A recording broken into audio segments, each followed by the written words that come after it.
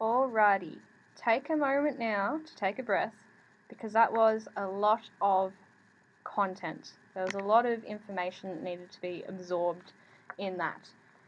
Go back through, look at the context sheet. So we've looked at the context of 68, which is the setting of the play.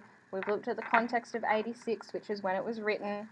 We have looked at the structure, so we know how it's going to be structured. We've looked at how the plot's organised, and you have an idea of what kind of techniques there might be, as well as these beautiful little gems of information that link directly to discovery from that introduction. Okay, so you really need to just compartmentalize all of this information into your little discovery box in your heads and keep it there for when you need to write your essay. Okay, make sure that you're organised not only physically but in your brain as well. That might sound silly, but trust me, it's a good skill to have. Alrighty, we're going to do a writing activity now. Could you please open a new page in your book? And I want for you to divide the page into two. In one column, I want for you to have the words at the top going away. Okay, so at the top of the column on the left-hand side, have the words going away. And in the right-hand column at the top, I want for you to have the words coming home. Okay, going away, coming home.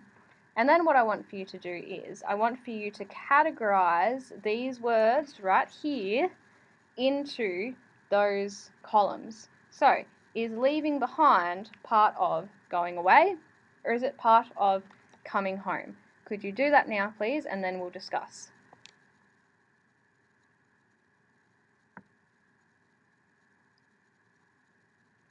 Okay, this whole play, Away, is called Away because it involves the families going away on holidays. But it doesn't, I suppose, going away on holidays or just going away, it doesn't only imply the act of going somewhere, but it also suggests the idea of returning or coming home, meaning that if you do go away somewhere, you eventually have to come home. The discoveries that you make while on holiday away somewhere, it can affect the person who comes back home. So often you'll find that, especially these characters, when they go away, they come back, they have renewed perceptions of the world they live in, they value different things, linking it back to those rubric words, change happens, okay? They are challenged, they are changed, they understand themselves and the world better, okay? So keep that in mind as you go through this, okay? All right, we're nearly ready to start reading away. But before we do, it starts with a reading from A Midsummer Night's Dream. If you are not familiar with A Midsummer Night's Dream, we're just going to watch this video here. All right, let's do it.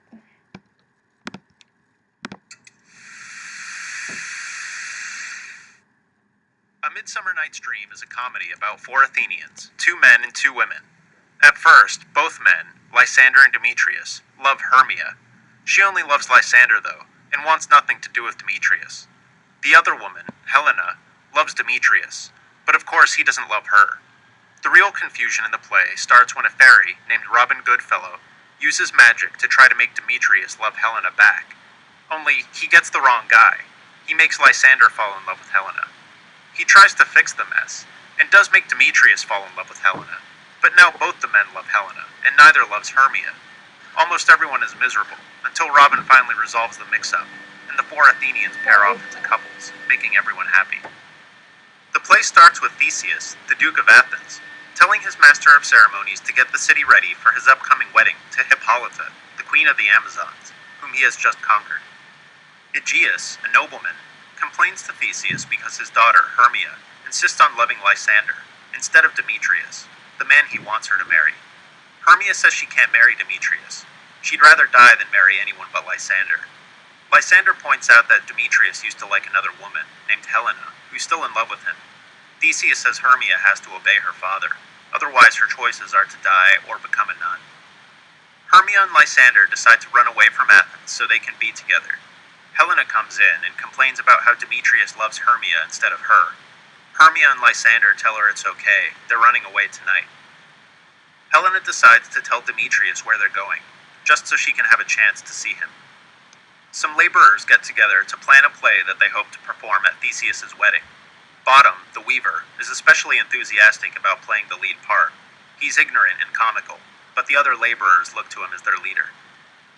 In the forest, Oberon and Titania, the king and queen of the fairies, are having a fight because Oberon wants Titania to give him a changeling boy, and she won't do it.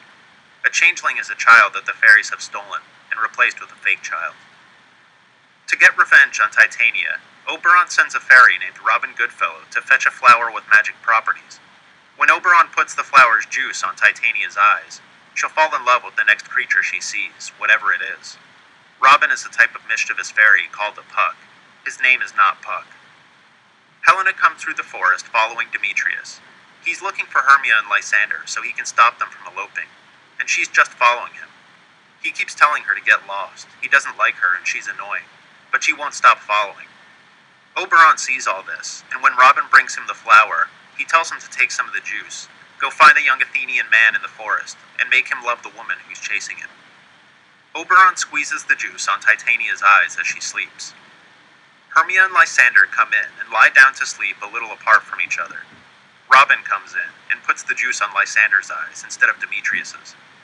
Demetrius comes running through this glade, trying to get away from Helena.